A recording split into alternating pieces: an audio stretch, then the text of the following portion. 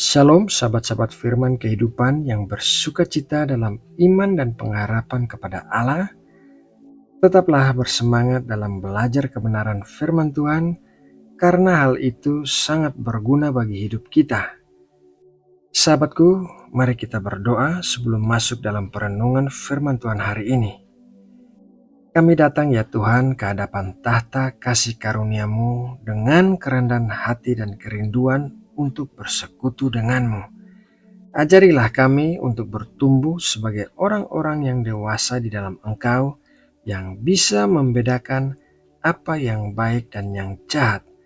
Berikanlah kami kekuatan dan keinginan yang kuat untuk selalu melakukan kehendak-Mu dan menyenangkan hati-Mu, karena kami mengasihi-Mu.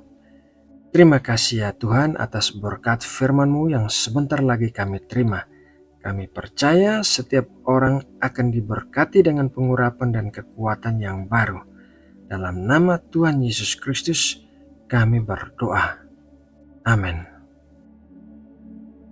Sahabat-sahabat firman kehidupan yang terkasih, judul renungan kita hari ini mungkin menimbulkan pertanyaan bagi beberapa orang.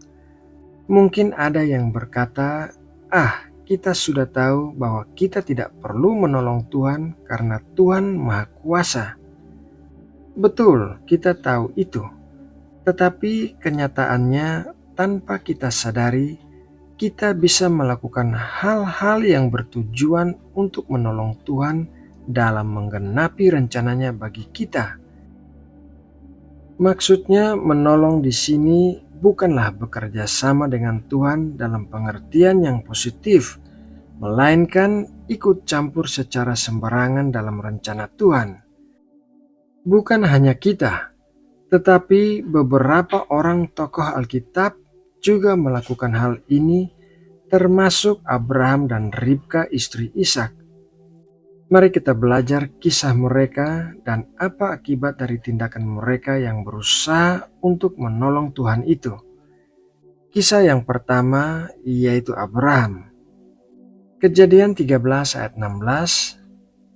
Dan aku akan menjadikan keturunanmu seperti debu tanah banyaknya, sehingga jika seandainya ada yang dapat menghitung debu tanah, keturunanmu pun akan dapat dihitung juga. Tuhan sudah menjanjikan keturunan kepada Abraham, tetapi sudah hampir 25 tahun berlalu dan janji itu masih belum terwujud. Jadi Sarah istri Abraham memiliki pemikiran untuk menolong Tuhan menggenapi janji itu melalui Hagar hambanya. Sarah menyampaikan pemikiran itu kepada Abraham dan Abraham menyetujuinya. Maka lahirlah Ismail melalui Hagar. Di kemudian hari, Ismail dan keturunan-keturunannya menjadi musuh bangsa Israel. Kisah yang kedua yaitu Ribka. Kejadian 25 ayat 23, firman Tuhan kepadanya, "Dua bangsa ada dalam kandunganmu, dan dua suku bangsa akan berpencar dari dalam rahimmu. Suku bangsa yang satu akan lebih kuat dari yang lain, dan anak yang tua akan menjadi hamba kepada anak yang muda." Ribka adalah istri Ishak, anak Abraham. Saat ia sedang mengandung, Tuhan memberitahukan kepadanya bahwa ia mengandung anak kembar dan bahwa anaknya yang tua akan menjadi hamba kepada anaknya yang muda. Akan tetapi, waktu Ishak sudah tua, ia berencana memberikan berkat kepada Esau, anak sulungnya. Kita bisa membaca kisah ini dalam Kejadian 27.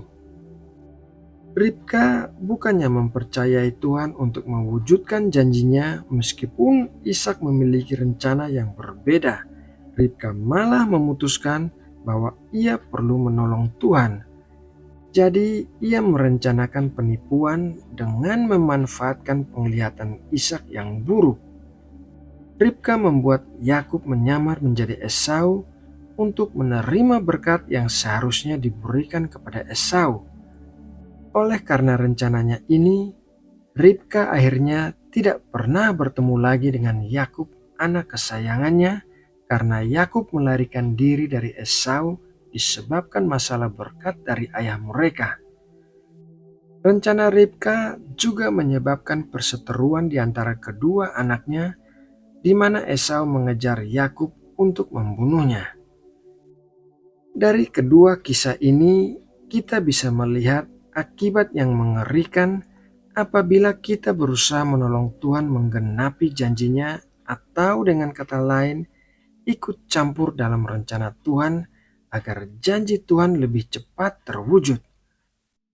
Sebagai pembanding, mari kita melihat kisah kehidupan Daud yang melakukan kebalikan dari apa yang Abraham dan Ribka lakukan.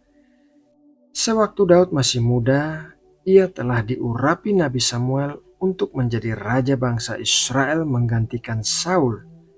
Namun dibutuhkan waktu berpuluh tahun sampai Daud akhirnya benar-benar naik tahta untuk memerintah bangsa Israel. Selama waktu-waktu sebelum Daud naik menjadi raja, ia mengalami pelarian untuk menghindari Raja Saul yang berusaha untuk membunuhnya. Dalam pelarian itu, 2 kali Daud memiliki kesempatan untuk bisa membunuh Raja Saul, tetapi Daud menolak melakukan hal itu. Mari kita baca apa yang dikatakan Daud tentang hal ini dalam 1 Samuel 24 ayat 10-11. Lalu berkatalah Daud kepada Saul, "Mengapa engkau mendengarkan perkataan orang-orang yang mengatakan, sesungguhnya Daud mengikhtiarkan celakamu?